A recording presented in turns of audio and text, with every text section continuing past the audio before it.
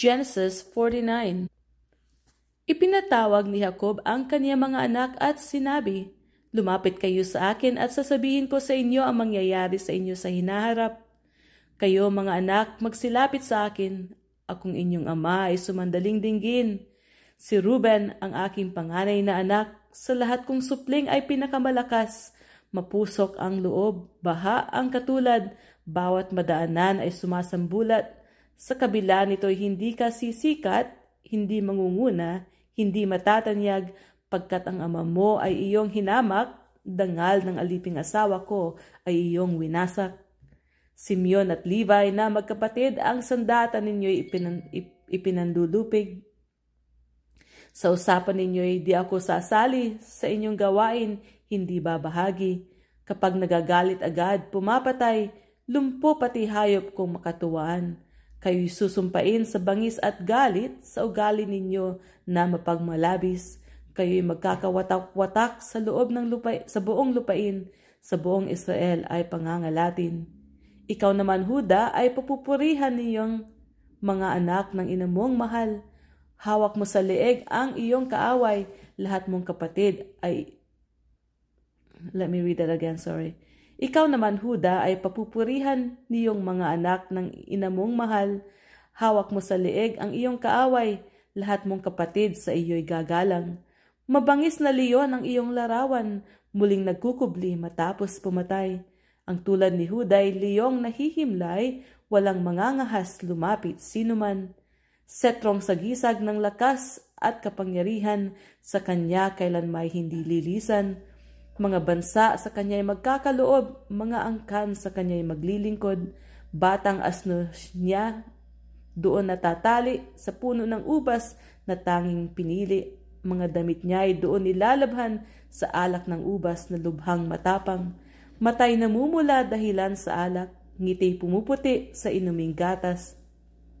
Sa baybaying dagat doon ka, Zebulun, ang sasakyang dagat sa iyo kakanlong. Ang iyong lupa ay aabot sa Sidon. Malakas na asno ang katulad mo, Isakar, ngunit sa kulungan ka maglulumagak.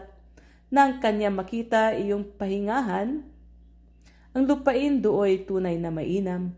Tiniis na niyang makuba sa pasan, nagpaalipin na kahit mahirapan. Si Dan ay magiging isang pangunahin, katulad ng ibang pinuno ng Israel. Ahas na mabagsik sa tabi ng daan, na handang tumuklaw sa kabayong daraan upang maihulog iyong taong sakay. Sa pagliligtas mo, O Diyos, ako'y maghihintay. Hahangarin si God ng mga tulisan, lalabanan niya at magtatakbuhan. Ang bukid ni Asher ay pag-aanihan ng mga pagkain ng taong marangal. Si Naphtali naman ay tulad ng usa, malayat ang dalang balitay maganda. Si Jose naman ay banging na mabunga, sa tabi ng bukal nakatanim siya. Paakyat sa pader ang pagtubo niya. Mga ngaso ang nagpapahirap, hinahabol siya ng palasot sibat. Subalit ang iyong busog ay mananatiling malakas. Ang iyong mga bisig ay palalakasin. Ang dahilan nito'y ang Diyos ni Jacob, pastol ng Israel, matibay na muog. Diyos ng iyong amay, siyang sasaklolo, ang makapangyarihang Diyos, magbabasbas sa iyo. Magbuhat sa langit, bubuhos ang ulan, malalim na tubig sa lupa'y bubukal. Dibdib na malusog, pati bahay batay, pagpapalain dit kanyang babasbasan. Marami ang ani, bulaklak gayon din, maalamat na bundok ay pagpapalain. Pati mga burol, magkakamit aliw, pagpapalang ito nawa ay makamit ni Hoseng nawalay sa mga kapatid. Tulad ni Benjamin,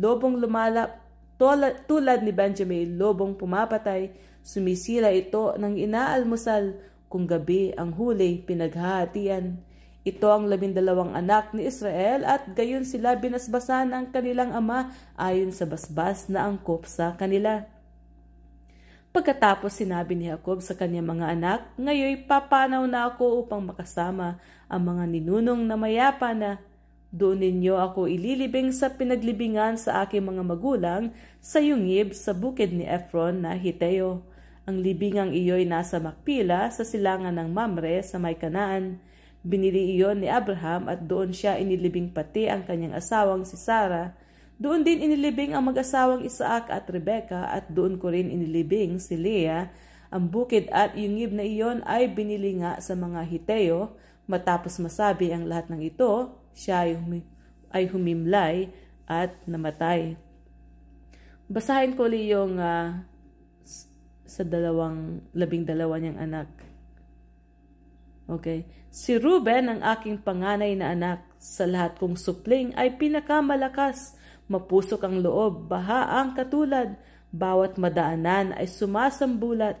Sa kabila nito'y hindi kasisikat, hindi mangunguna, hindi matatanyag, pagkat ang ama mo ay iyong hinamak, dangal ng aliping asawa ko ay iyong winasak. Si Simeon at Levi na magkapatid, ang sandata ninyo'y ipinanlulupig, sa usapan ninyo'y di ako sasali, sa inyong gawain hindi babahagi. Kapag nagagalit, agad pumapatay, lumpo pati hayop kumakatuwaan. Kayo'y susumpain sa bangis at galit, sa ugali ninyo na mapagmalabis. Kayo'y magkakawatak-watak sa buong lupain, sa buong Israel ay pangangalatin. Ikaw naman, Huda, ay pupupurihan niyong mga anak ng ina mong mahal. Hawak mo sa leeg ang iyong kaaway, lahat mong kapatid sa iyo'y gagalang. Mabangis na leon ang iyong larawan, muling nagkukubli matapos pumatay. Ang tulad ni Huday, liyong nahihimlay, walang mangangahas, lumapit sinuman. Setrong sagisag ang lakas at kapangyarihan, sa kanya'y kalanmay hindi lilisan. Mga bansa sa kanya'y magkakaloob, mga angkan sa kanya'y maglilingkod. Batang asno niya doon natatali, sa puno ng ubas na tanging pinili. Mga damit niya'y doon nilalabhan, sa alak ng ubas na lubhang matapang. Matay namumula dahilan sa alak, ngipay pumuputi sa inuming gatas. Sa baybaying dagat, doon ka Zebulun, ang sasakyang dagat sa iyo kakanlong. Ang iyong lupa'i aabot sa Sidon. Malakas na asno ang katulad mo, Isakar, ngunit sa kulungan ka maglulumagak. Nang kanyang makita iyong pahingahan, ang lupaing dooy tunay na mainam. Tiniis na niyang makuba sa pasan, nagpaalipin na kahit mahirapan. Si Dan ay magiging isang pangunahin katulad ng ibang pinuno ng Israel. Ahas na mabagsik sa tabi ng daan na handang tumuklaw sa kabayong daraan upang maihulog iyong taong sakay. Sa pagliligtas mo, O Diyos, ako'y maghihintay. Hahangarin si God na mga tulisan, lalabanan niya at magtatakbuhan. Ang bukid ni Asher ay pag-aanihan ng mga pagkain ng taong marangal. Si Naphtali naman ay tulad ng usa, malayat ang dalay, balitay maganda. Si Jose na may banging na mabunga, sa tabi ng bukal na katanim siya. Paakyat sa pader ang pagtubo niya. Mga mangangaso ang nagpapahirap, hinahabol siya ng palasot sibat. Subalit ang iyong busog ay mananatiling malakas. Ang iyong mga bisig ay palalakasin. Ang dahilan dito'y ang Diyos ni Jacob, pastol ng Israel, matipay na muog. Diyos ng iyong amay siyang sasaklolo, ang makapangyarihang Diyos magbabasbas sa iyo. Magbuhat sa langit, bubuhos ang ulan, malalim na tubig sa lupa'y bubukal, dibdib na malusog, pati bahay-batay, pagpapalain dit kanyang babasbasan. Darami ang anak, bulaklak gayon din, maalamat na bundok ay pagpapalain, pati mga burol magkalamit aliw. Pagpapalang ito nawa ay makamit ni Huseng nawalay sa mga kapatid. Tulad ni Benjamin, lubong pumapatay, sumisila ito ng inaalmusal kung gabi ang huli pinaghahatian.